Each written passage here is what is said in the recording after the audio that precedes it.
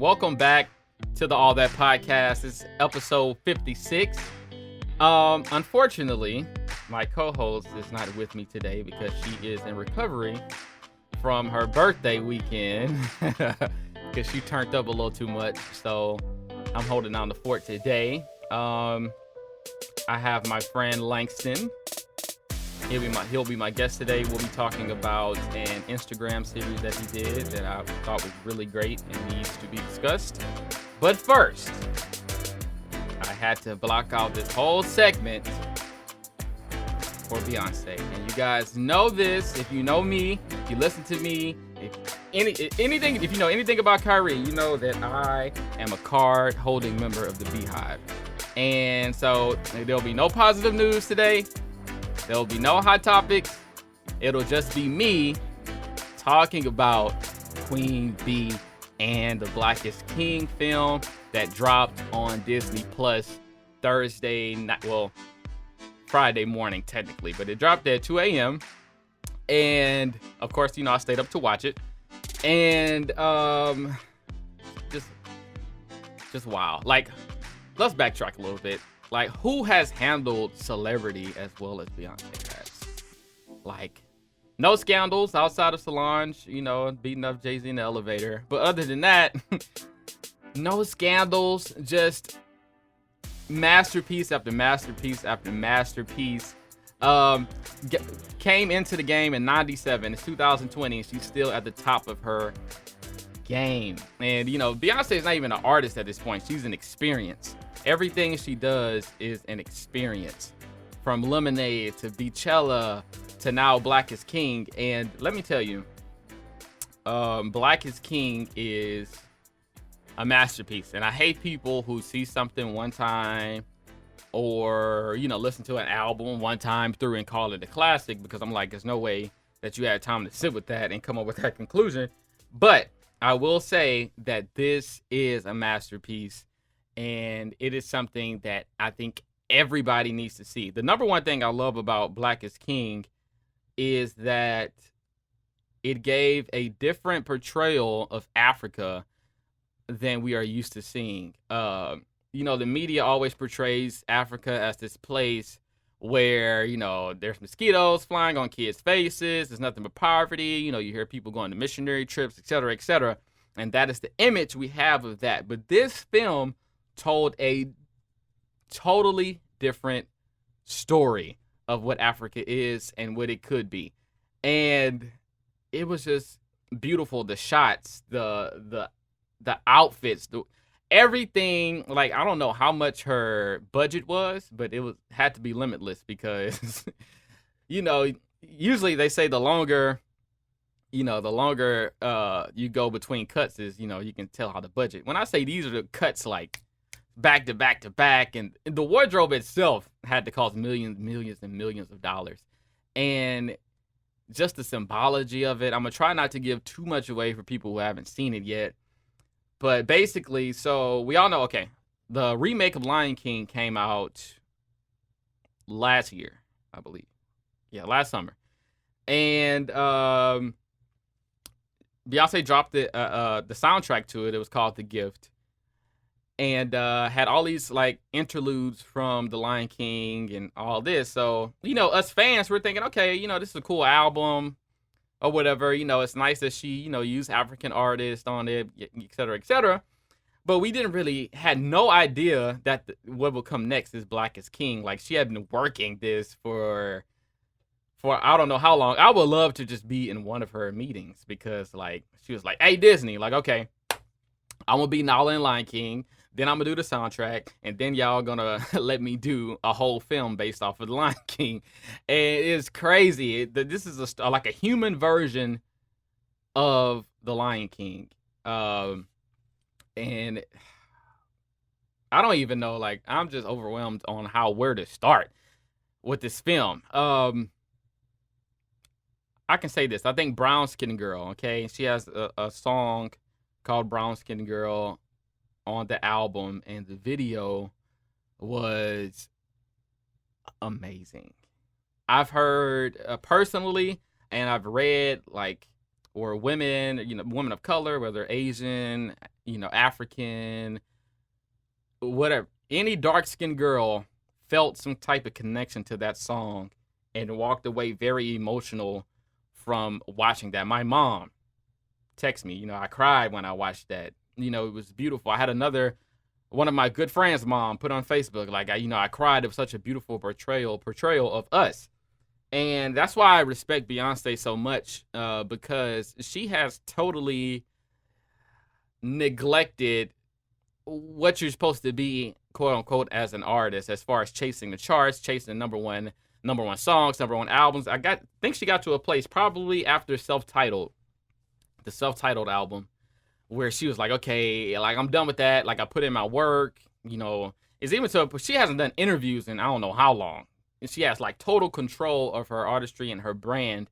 And I think after self-titled, she was like, okay, I did all that industry stuff. Now it's time to focus on the messages that I want to get out. So we saw that with Lemonade and how she told this story, really from Black femininity is where that, the basis of that story came from. And then we saw it with Beachella. When, Coachella is this really traditionally this very, very like white space, and she turned it and, made it, celebrate HBCUs and, all our heritage. And now you come to Black is King and it's like celebrating Africa. And then like, I really, really respect Beyonce for doing that, because she could easily be chasing number one songs, because I was telling my friend earlier, I was like, if you think about it, she has kind of alienated a segment of her fan base, because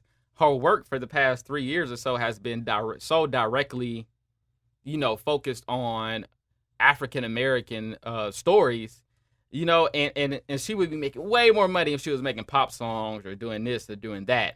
And I don't understand. Let me look directly into the camera. I don't understand how you people can find a way to hate on this woman. I think Beyonce and LeBron James are the two people who get the most unwarranted hate for no reason, and they are probably the most unproblematic superstars that we have. Okay, Beyonce literally makes great art, uplifts her people and women of all colors in the process, and goes home.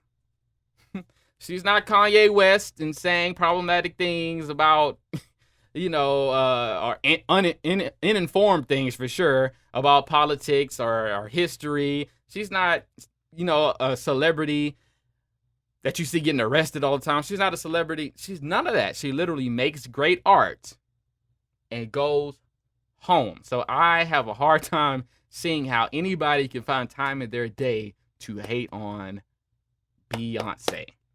And it was so beautiful, Black is King, and that she collaborated with all these African filmmakers, all these African artists, and it was just beautiful because, we as a people, especially African American people in America, we don't know where home is. And there's a song in the film that says "Find Your Way Back." And, and we're kind of like, find your way back to where? Because we don't know. So to see, kind of like our lost heritage, or, to see that and see, okay, man, this is where I come from. These are my people. Because we kind of have like a lost identity in that way, because we don't know. Like, technically, I'm from Port Arthur, Texas, but, my lineage goes where? I don't even know where my lineage goes outside, the United States of America. So I think this is her greatest achievement to date. And that's a big statement because she has achieved a lot. But I think this will sit at, at the top of Beyonce's achievements. I really do. And I try not to give too much away because I want people to watch it still and, get your own interpretation of things. I'm still dissecting things from it. There's a lot of things to break down. It's very nuanced film, very code written film. It's kind of like, when Jordan Peele comes out with a film, there's all these think pieces of like, oh, this is what it meant, or you have to try to figure out. It's like an Easter egg hunt. And this film is the same way. It's a lot of things to unpack, but the general thing that you will get out of this is that we are beautiful. We have a rich heritage. You know, we have a great heritage. There's one video in particular that I thought was very important. So just like I alluded to earlier, right, about the media's portrayal of Africa as this place that needs help and 6 children, all that we see on TV. The video for Move Forever. So this film is still based off The Lion King. So Simba, you know, gets lost, and he's lost, and he finds somewhere to rest, right? And he takes a nap, and he's daydreaming. And in this daydream, then you see Beyonce and Jay-Z, and they're in this mansion. And then, you know, there's like, they have a butler like brushing their teeth for them, you know, violins waking them up, kind of like Coming to America in a way. You remember that opening scene? And it's like, wow. And it's like the imagery in that is like, okay, we come from this. Like, it's not poverty, because you would think that, you know, based off of what we know, because it's not taught to us. So it's like, man, we can be rich. And I thought that was very powerful to show in that film, and have the kid daydreaming, like, I can be that, I can be that, I can be that, was a very powerful statement to me. Like I said, there's a lot more to unpack. I'm sure I will come back to this as soon as I, you know, get some more, what's the word I'm looking for?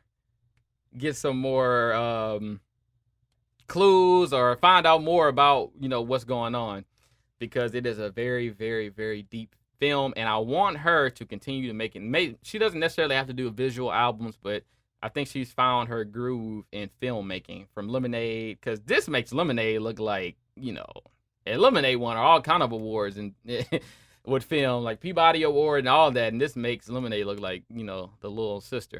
So if you haven't already, go check out Black is King. It is necessary. It is really, really, really a masterpiece. And shout out to Beyonce for always taking her art seriously. That's another thing Beyonce does, before I get off of this. She makes every other artist look like they're not even trying.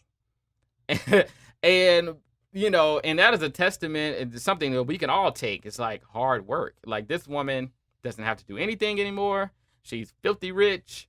You know, she doesn't have to take her art as seriously as she does if she doesn't want to, but she still does. And she's still outworking these new artists. She's still outworking current artists. And yeah, she just makes it like, really, like, it makes you like be glad to be a fan of her, because, you know, you look at these other artists and it's the same recycled stuff, you know, the same videos, the same blah blah blah, but she always comes with something new and something fresh, and that's why we in the Beehive appreciate Beyonce. So go check out Black is King. Don't hit me up for my Disney Plus information. But find a way to go watch that, because it's really good. All right. Now I have my guy, Langston Hunter, on here. I don't even know how to describe you, because I don't know if I want to call you a rapper, an actor, a writer, a personality, I just exist, man. A very talented human being I have on the show. That's how I'm gonna introduce you. Langston. So, how are you? I'm great, man. I don't have a care in the world, man. Yeah. Like, so many good things are happening, and just like, I mean, in the midst of this whole pandemic, so many great things are happening with my friends and stuff like that, and like in my life and family, just like, what is there to be worried about? You know what I mean? Right. Just gotta thank God. Yeah, that's what I posted on my Instagram this morning. It's like, man, sit back and be thankful. Yeah. For what God has done for you at this point. That's all we can do, man. That's all you can do. But so you had a show, Instagram TV show. Yeah. On Instagram called Something About Us. Yeah. You want to give us an overview of what that is? Basically, like, Something About Us is like, it's really like a snapshot of, like, not necessarily being in your 20s, but I mean, I'm writing from that perspective because I don't know what it's like to be 30.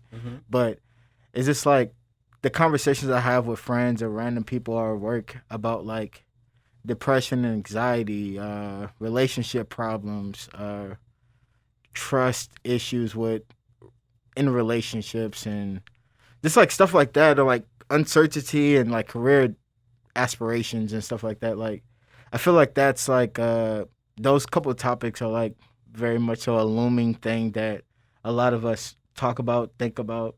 So I was like, hey, let me just practice this out and like see where it goes, and just do it.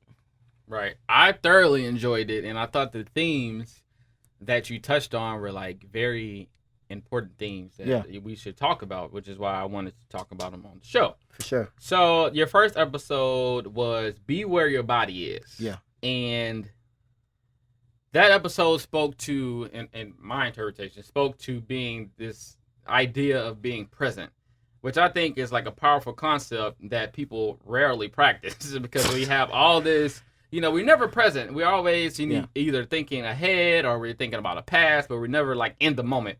I remember I was watching Last Dance, the Michael Jordan documentary, or the Bulls. I'm sorry, I don't want to. The Bulls documentary. It's Michael Jordan. But yeah, Michael Jordan. And they talked about his ability to stay present, like, and block everything out, and that was like really key to his success. And also, we saw that with Kobe Bryant. Like, Kobe Bryant was on trial for rape, and he would go to court, hop on a plane, and drop 40 points without shooting around or nothing. And it's like crazy. Like, they have this ability to like hyper focus. Yes, hyper focus on what is at hand. And so, what made you want to talk about being in the moment? Was it something that you struggle with, or was it something that you practiced and you saw, the benefits of it? It's two things that went into making that particular one. Mm-hmm. One, it's I guess I could reveal it. It's a concept of my album. But number two, but hold on. That's an exclusive here on the All That Podcast, Langston's album. Okay, you heard it here first. You definitely heard it here first. All right. But yeah, it's a concept for my album, just because like I've always been in situations where I think about like I don't, especially when you with someone like you enjoy being with, like time isn't a factor. Like you just try to be as present as possible.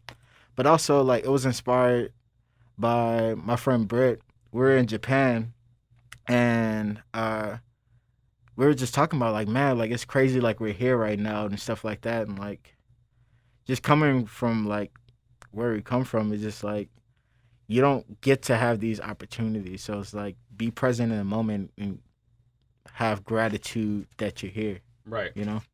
One other thing you said in there that I thought was like it was a quick line, but it was so powerful because people go through this every day. It's when you were like about how you were looking at people on social media and where they are in their lives, and you're like, man, I'm not doing enough. I'm not this, I'm not that. And I was like, man, that is so true because social media has made us a very comparative society, right? Yeah. And so we look at social media, we see like, or women or see like this girl they went to school with got married. They're like, oh, I need a husband. Why? Where's my man? Or men, we'll see another guy. He has nice clothes or jewelry on, fancy cars, and all that. Then we comparing ourselves to that, not knowing that people are only showing you what they want you to see. Exactly, and that notion of like going on social media and seeing somebody got a Rover truck or like something like that,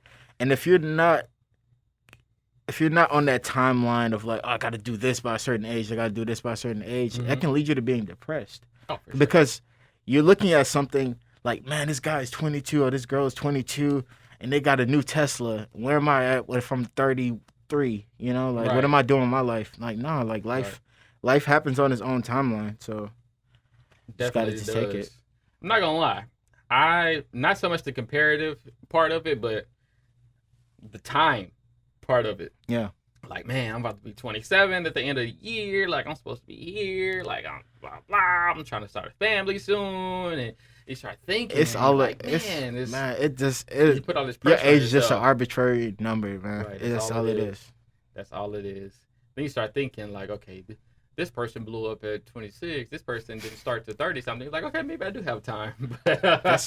But those pressures are real. What advice would you give somebody who does look at other people on social media and judge their situation off of that? What would you tell them, to get over that? I mean, what I would say to hopefully get over it is that maybe.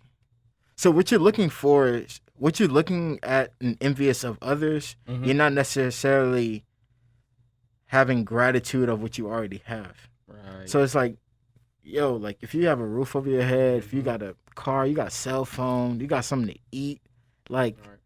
that's the basic necessities that you need. And just realize, like, fill your life with love and gratitude, and Like that's if you it. can't show gratitude for this blessing that God gave you, how do you expect You're him not to gonna give you appreciate it. more? You're not gonna appreciate Yes, it. You're not gonna exactly. appreciate it, You're man. not going to appreciate it. That's a good point.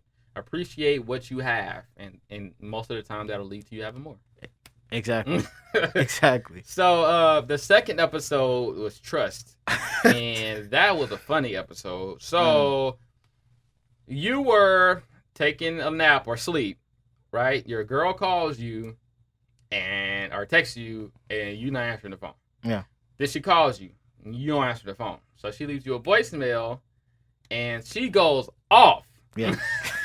She's like, man, I'm tired of this, blah, blah, blah, blah, blah. You probably had some Yeah, exactly. bitch house or, this and that. And I'm like, man.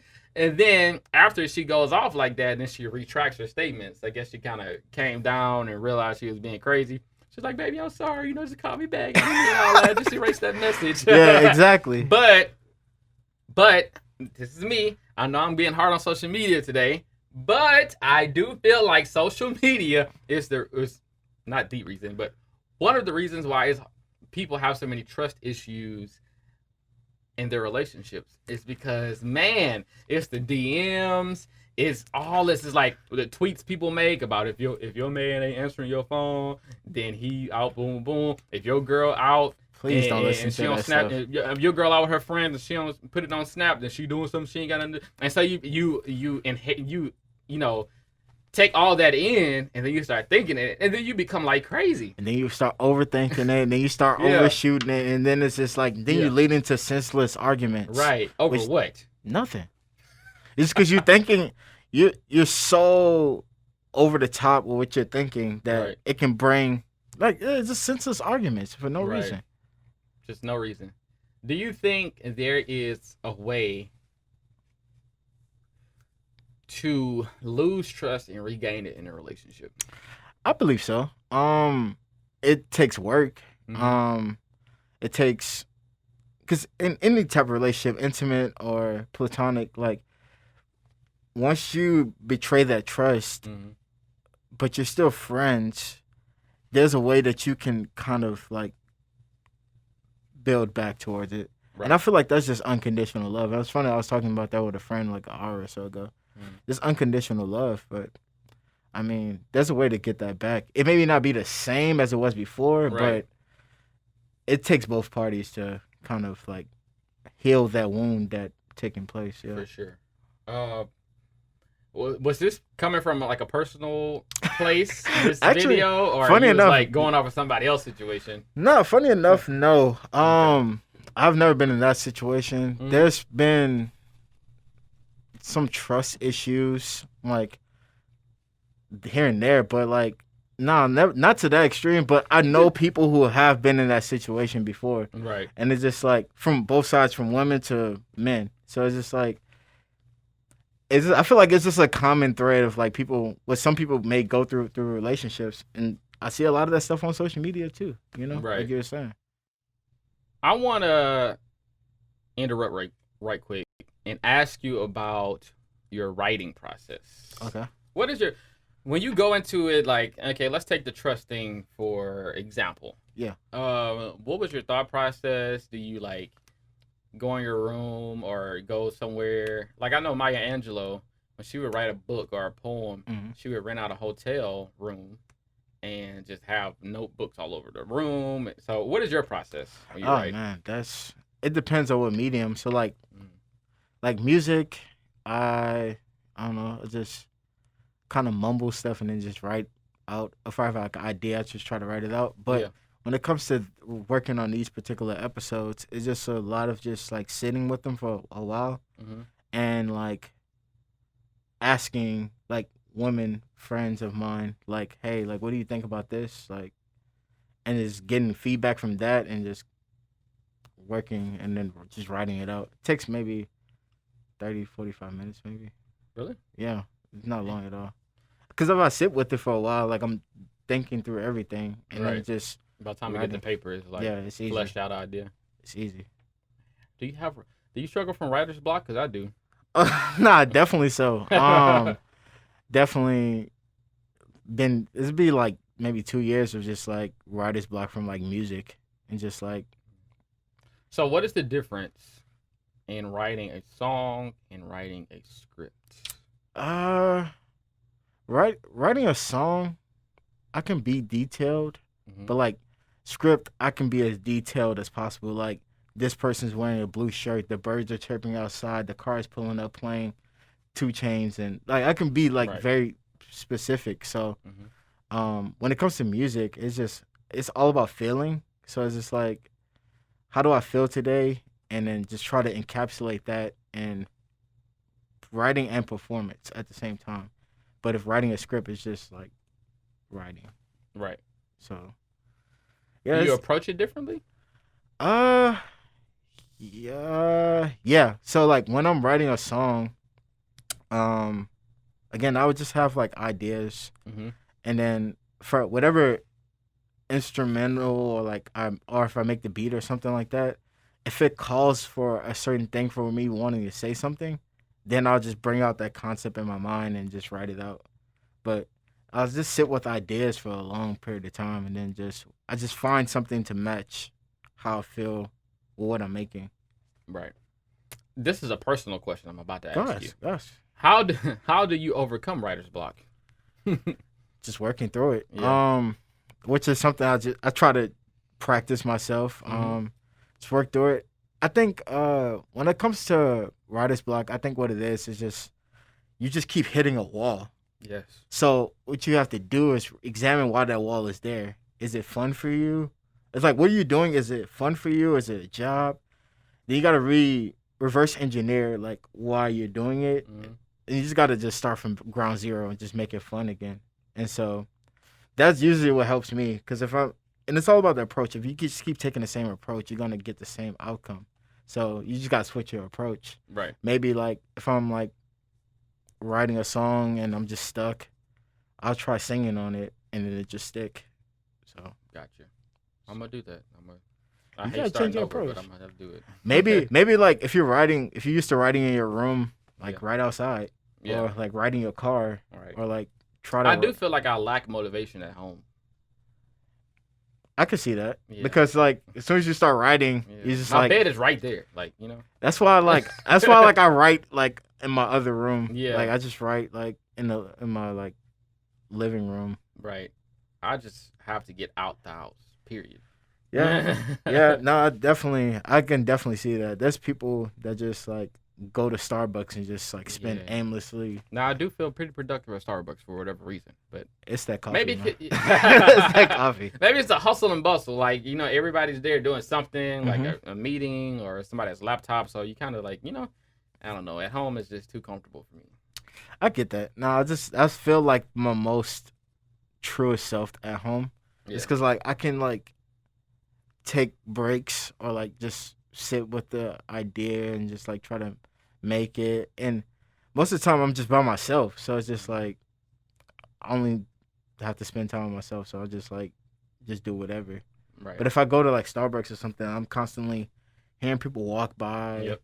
It's just overstimulation. It's the energy. Yeah, That's the word. overstimulation. Right.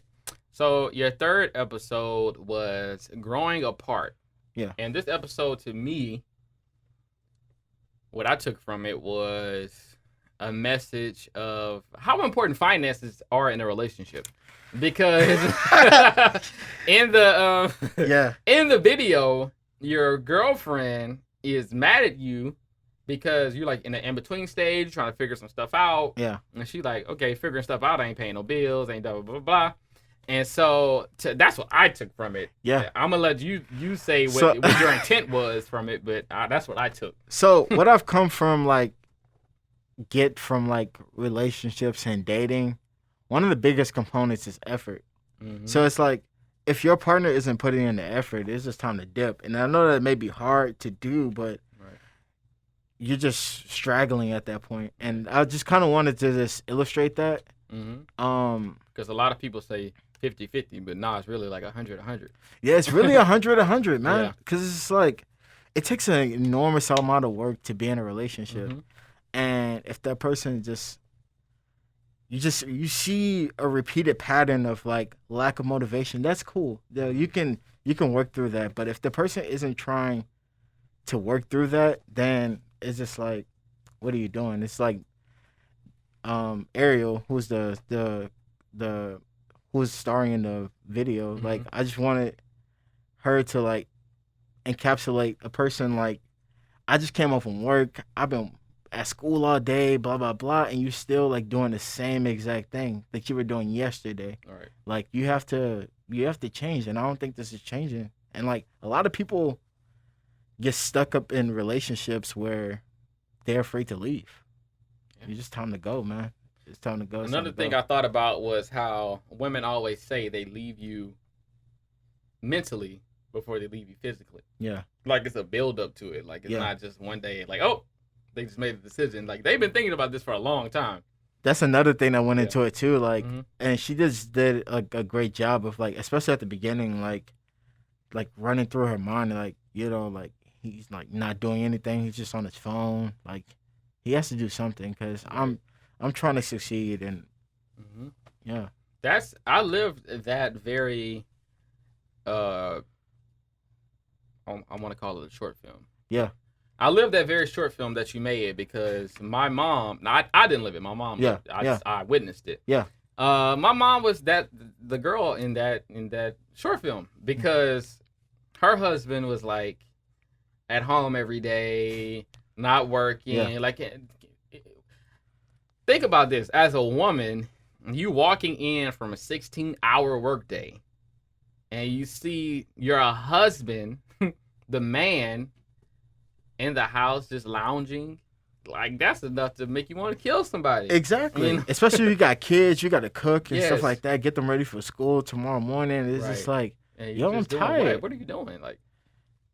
Right. Yeah, man. It's effort, man. It is. And effort. Also, I was serious about it. I was joking, but I was serious. Finances are important in relationships. Y'all need to have that conversation with each other. Y'all need to get y'all stuff together, be a unit when it comes to this, because a lot of people, that's they have issues going on, and the money is in the center of it because it brings all the frustration out. Yeah.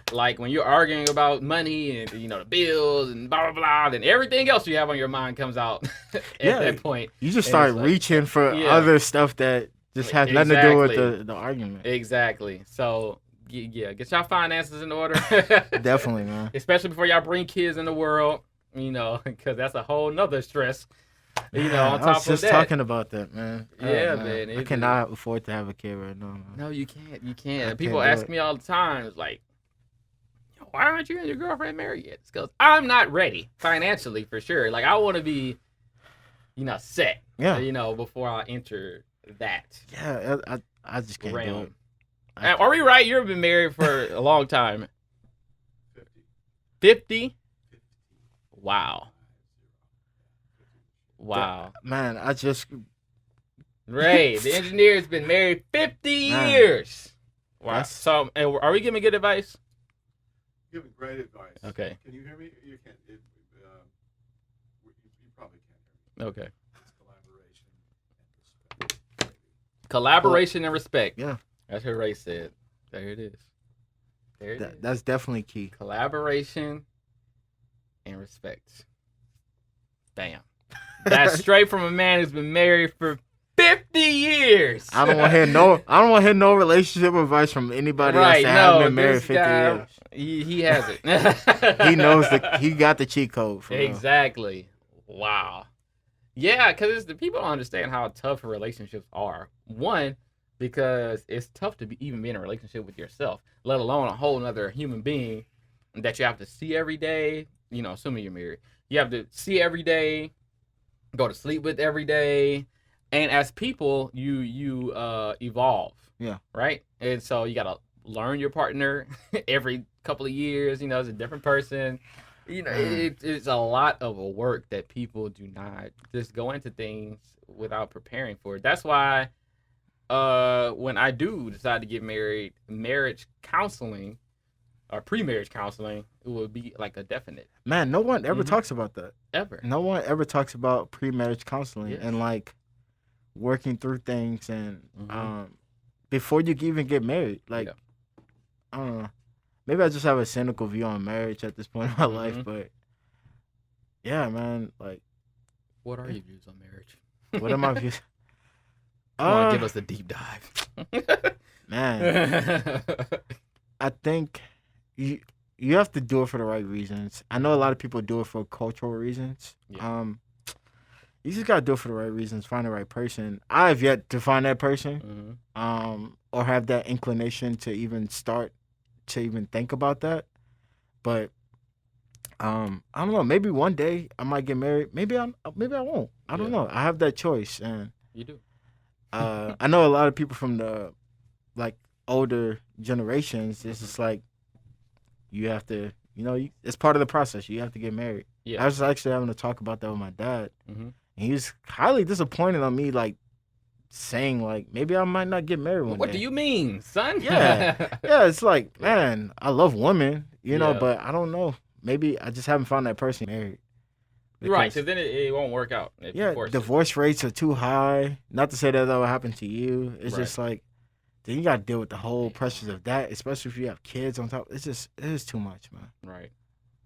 I think if marriage at its highest form is a beautiful expression of love between two people, and it becomes fruitful, obviously, when you have kids for sure. and all that. That's if it's based on the right things. You know what I mean? You got to be ready for it, man. Because I see this all the time. People, I consider myself an observer of people in situations.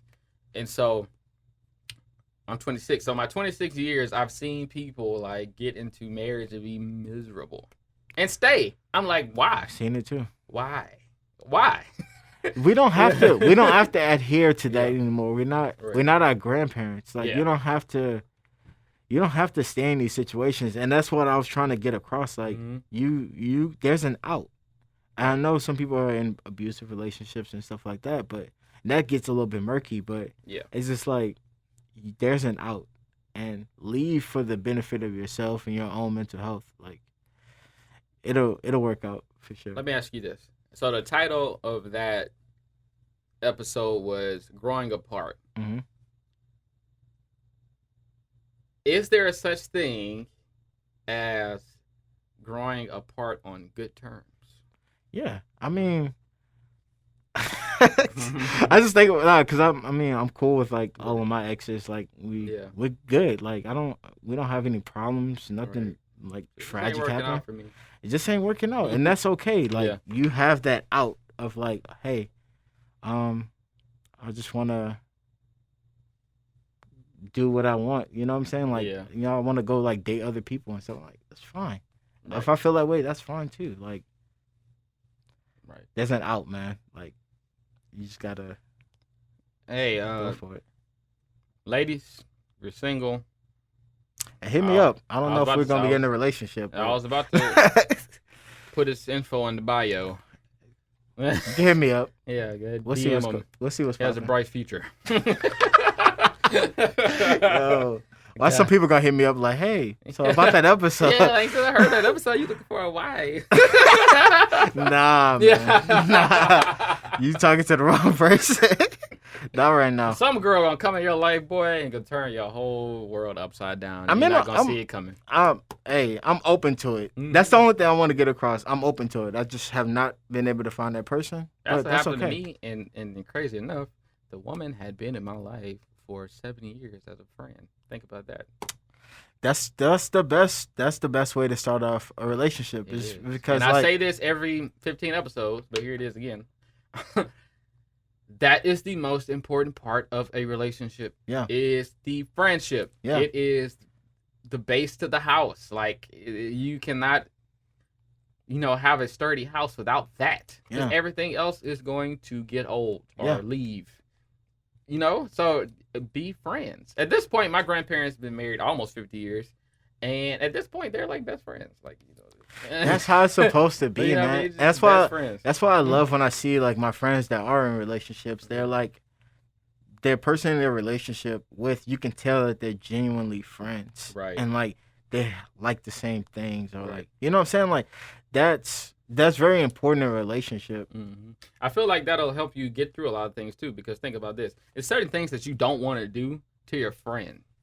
Exactly. You know what I mean? Like Exactly. I wouldn't do that to my friend. So if you and your significant other have that bond, Mm-hmm. it's like I'm not gonna do that to her. Like because it's love, like affectionate love, and it's also a friendship love, all tied into one. Exactly. And I think that is the best examples of a healthy relationship. Yeah, definitely so. And communication Is key. is key. But I want to say this though. I want And to how say you communicate. how you Mhm. communication is key. How you communicate and making sure that what you're communicating is getting across the best possible way. Because there's a difference between hearing and listening. Yep. Because I can hear whatever you're saying. But are you internalizing it? Are you internalizing it? Are you acting upon it? It's a Right. different. Because it's a me, different I'm thing. very blunt, and I feel like, my girlfriend, she reacts to certain things, and I'm like, I'm just telling you the truth. That's how I'll take it. But I'm learning that maybe I need to change my delivery to get the message across. And and another thing in our relationship is that if we have a problem, I'm the kind of person who wants to fix it right then and there. Yeah. She needs time. So her needing time frustrates me. See, Cause that's I'm like, man, let's get this over with right now. She's like, she don't want to talk. I'm like, man. see that's know. that's communication styles and how people process things too. Exactly.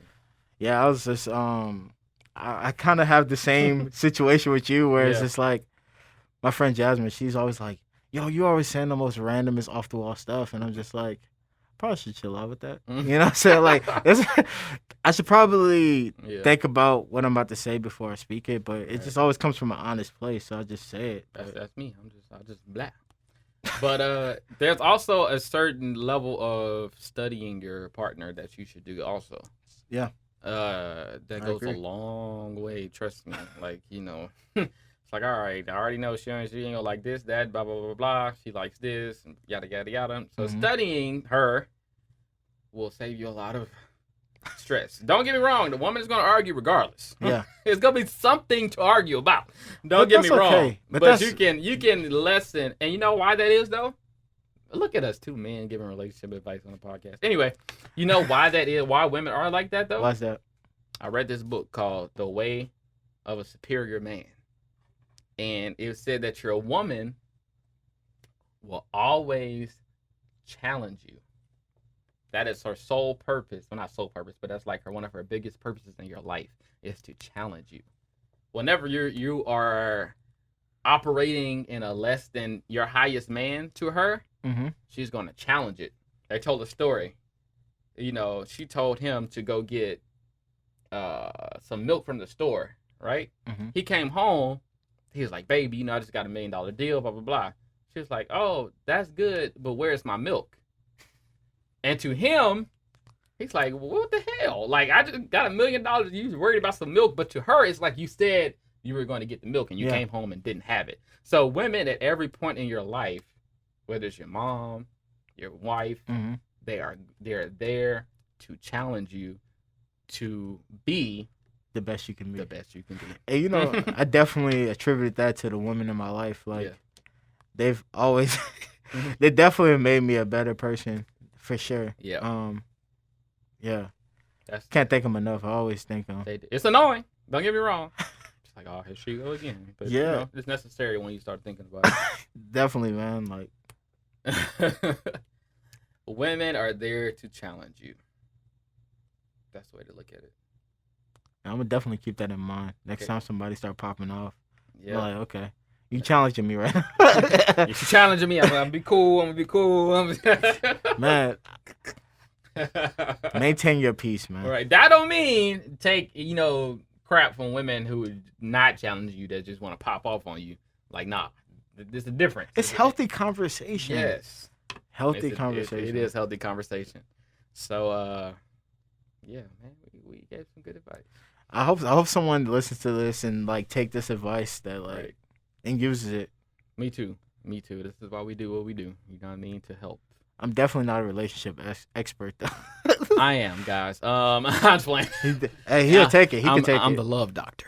Go Hey, ahead, man. I'm just kidding. I would defer to Ray. Like I said, 50 years. 50 years of marriage. I'm pretty sure he knows everything there is to know about relationships. Yeah. And me, I'll be a year in this relationship. You getting your Next feet month. wet. You getting your feet wet, man. Yeah, just breast smelling like Similac. You know what I mean? I'm still a baby in this stuff. But congrats to you though, man. Like Thank you, man. I've been seeing that Mhm. over the past almost year. And just man, you just not to say that you seem happier because I Mhm. believe that you are, Mhm. but like your whole like aura is just changed. You know? Yeah, they say, man, it's cliche, but they say having a great, good woman do some things for you. I see it.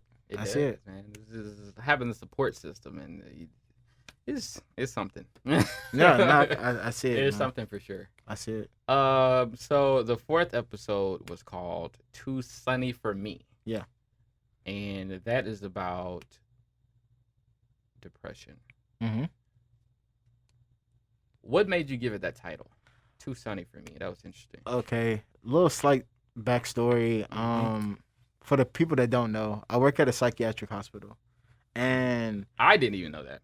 yeah, I've been working there for 5.5 years, and there's this guy, I was talking to, and every day he struggled with depression, and every day like I was trying to encourage him, like, hey, like you should do this, this, and this, and he looked at me, and he was like, "You're too sunny for me," and I was like, "Dang, that's a really good title," but like it's just like somebody said this recently about toxic positivity. If like someone is like depressed, like Go ahead, I'm gonna let you finish. yeah, Good. someone who's like depressed, like I mean, you can encourage them, but it's a matter of how you're encouraging them. It's like, yo, you should get out of bed today because why? Like what? It's kind of like the people on Instagram, and I'm probably guilty of this myself. That they all this positivity, Yeah. but it's no talk about The downside of the that. downside, because there is going to be a downside. There's going to be days you don't feel like getting out of bed. Yeah. There's going to be days that you don't feel like being bothered. You don't want to talk to nobody. Yeah. Nobody, I'm not saying nobody, but most people do not speak on these things that is like personalities on social media, whatever. It's For straight, I gotta as soon as I put that on, I got a call from like Mhm. one of my friends, but also one of my dad's friends. She was like, "Hey, like, are you okay?" I'm just like, "Yeah." Yeah. She's like, "Yeah, I saw like your post and like I was just wondering if you're okay." I'm like, "Dang, I didn't never would have thought that would happen." But Right. but it's a conversation that needs to be had. Like, there's so many people that's just struggling with different mental illnesses and stuff like that. Some are undocumented, and it's just that was my And way of opening up the It's not conversation. easy to detect. You could be around somebody and you would never know that they were depressed. It doesn't wear a face. It doesn't Right. have a face. Right. So it can be like, man, like, why are you not eating? Or like, what, you're not sleeping? Or like, people don't have the communication to have those type of Mm-hmm. talks with and try to figure out why someone is exhibiting symptoms of like depression and anxiety and stuff like that. Right. I feel like our people Oh yeah, definitely so. handle this totally wrong. Not as a whole, but at certain situations, because I said this when I interviewed 2 therapists a couple of weeks ago. I Mhm. was like, to us, just like, he crazy. Homeboy crazy, you know what I mean? Yeah, Like, I don't know what's wrong with him. Stay away from that boy. You crazy. Kind of like that. And I think we handled that wrong. Yeah, it's always that cousin or Yeah. uncle that's like just in the back room that you Right. go. Oh, he a little shy. Yeah, yeah. But like, yeah, I feel like we definitely handled it wrong. Yeah. But the great thing about social media is that people are opening up and having these type of conversations. Right. I consider myself a mental health advocate, Mhm. but I am definitely not a doctor Right. or a Not an therapist. expert on it. Yeah, I just can only speak from my experience being at my job for 5.5 years and Right. talking to so many people, man. How do you like, feel that has shaped you or changed you? I mean, I consider myself a very empathetic person, but it just put a lot of things in perspective, man. Like, especially a lot of people's families, they write a mental health warrant and they send them to my job, and that's because the person is exhibiting extreme symptoms, or maybe been suicidal, or it's just those type of things. Is like lets me know that I have to have gratitude for what I have, because there's some people out there that are homeless that come to my job. They don't have anything. They don't have family. They don't have anything. Mhm. And if they can still have the desire to, advance in their life and stuff like that, that just gives me even more motivation, because not that I'm a better or lesser person than them. It's just like they're working with nothing. I have a little bit of something I should work towards, just keep. What is the craziest homeless story you've heard? Because every time I see homeless people, not in a judgmental way, but I'm thinking like, how did that happen? Like, they don't have any family? Like, Man, what happened? Like, how did they end up here? It's just like someone may have schizophrenia and their family don't know how to deal with back that. to what we talked about, people especially like our people. We don't know how to have go to church. That conversation. That's the Band-Aid. Yes. That doesn't always work, you know what I mean? Right. But it's just like they don't have the communication style to like, okay, this person is having an episode. Mhm. Let's see how we can get them some medicine, or like talk to a therapist and stuff like that. Or we don't have that. We just, hey, that person's this. Right. We love him, but he's kind of shunned. And so Yeah. like they send him to like my hospital. But the craziest story I can think of, there was this girl that I met, and this is pretty sad. So brace yourself. So during Hurricane Katrina, I'm from New Orleans originally. So during Hurricane Katrina, exactly. During Hurricane Katrina, I went to Mississippi and blah blah blah, and I came here. Through her experience was, she lived in an area where it flooded really bad, and like she had to hold her 2-year-old niece, and the water came in and just swept her niece away, and the niece ended up dying.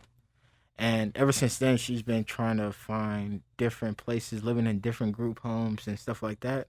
Because once you're displaced and you don't have that home anymore. I mean, FEMA did give out money, but that wasn't. Yeah. You can't live on that for 15 years, man. Yeah. So it's just like, yeah, people. Yeah, she just was a circumstance. It was a circumstance that she had to live through. And so I don't know if she's currently homeless or anything, but she was just homeless at that time that I met her. And we have like a huge homeless population in Houston too. Yeah, man. Yeah, it's because people. I mean, some part of it is drug related. Yeah. Part of it is mental illness. Part of it is just different circumstances, man. Like, it's endless circumstances. That's why a lot of people say, you hear a lot about people scamming people, acting homeless, and being millionaires. The thing for me is, I'm going to give them money. I've done my part. What they do with that money after I give it to them, that's on them. But my intentions were pure. Yeah. So I'm going to give. That's the way I look at it. And also, it's just, man, I kind of want to put this out there too. It's just like, you got to also be careful with giving, because my cousin or what you give for sure. Yeah, because my cousin ended up in a situation where this guy was pretending to be homeless and gave him money, and my cousin got shot. I forgot what body. He's alive. He's fine, but he ended up getting shot from that. So it's just like, you never really know. It's like you're really rolling the dice, man. Kind of hard to gauge. Yeah. That's another point, for sure. Yeah. So, yeah, all of us, Instagram, social media, motivational speakers or whatever. Let's talk about the other side of things, too. I made a post about entrepreneurship, and I was like, look, I know it's romanticized. Everybody wants to be an entrepreneur, own their own business, et cetera, et cetera. Yeah. But, look, it is not for the weak. Definitely not. There will be days where you're looking at, and I just use like YouTube numbers and stuff like that because that's the business that we're in. So I was like, for days you look at your YouTube views, or you look at your podcast like, man, or you release some merch and then you see your friends not buying it and you start feeling some type of way about your friends and your family, and it's and Gary Vee said something that was like, that stuck with me. He was like, when I started my YouTube channel, nobody watched it for 3 years. Yeah. Do you Do you have that kind of drive, that kind of focus to where you can log into YouTube, look at your analytics and see that nobody's watching your stuff for 3 years and still not let that sway you? This is the stuff that people like us go through that's trying to reach a certain goal with entrepreneurship, and that's what people do not talk about. Yeah, definitely. You definitely need to talk about that because that's why I tell like the younger homies like that want to like do music or like film and stuff like that. I'm like, look, work really hard at it, but there's gonna be a point where you may feel self-conscious about the numbers and it may not reflect what you think it's gonna be, but just keep working, man, because you can't let that discourage you. Because if it discourages you, then you weren't meant to do it in the first place. I was told my girlfriend's sister this, because she had a situation where she didn't make something, shout out for the Texans cheerleading squad, and she made this like the last round, and twice, so she didn't make it again. So I texted her, I was like, you're gonna fail way more than you're gonna succeed, for sure, especially on the way to your initial success. For sure, it's gonna be 100 failures before you get one success. I welcome it, to be honest. It's good for the process. Yeah, it's part of the process, man. When people win awards, right? They go up there and win an Oscar, Grammy, whatever. You don't hear them talk about the award itself. You hear them say things like, man, we stayed up to 3 a.m. every morning editing this movie or editing this song. We did this. They always talk about the process. Yeah. Because that's what really matters at the end of the day. Yeah. Like, for a moment, you're going to enjoy that success. And then it's going to be, what's next? You're going to leave unfulfilled. That's why, like, people that, like, have quick success overnight, they're not able to maintain it once they have that little 15 minutes. You know what I mean? Exactly. But where it's not your intentions. Exactly. And you know what? This brings this podcast full circle, because the one woman who is a perfect example of this is Beyonce. Came in 1997. It's 2020, and the woman is still working as hard as ever. Why? Because she's a true artist. She cares about her art. Yeah. And it shows. Yeah, man. I aspire to get to the level of care that she puts in her art, for sure. Right. So, thank you, Langston, for not only coming on the show, but also using your platform to try to get people to think, try to inspire them, and everything else you do. So we appreciate it. I appreciate you for having me here, man. It's been a great talk.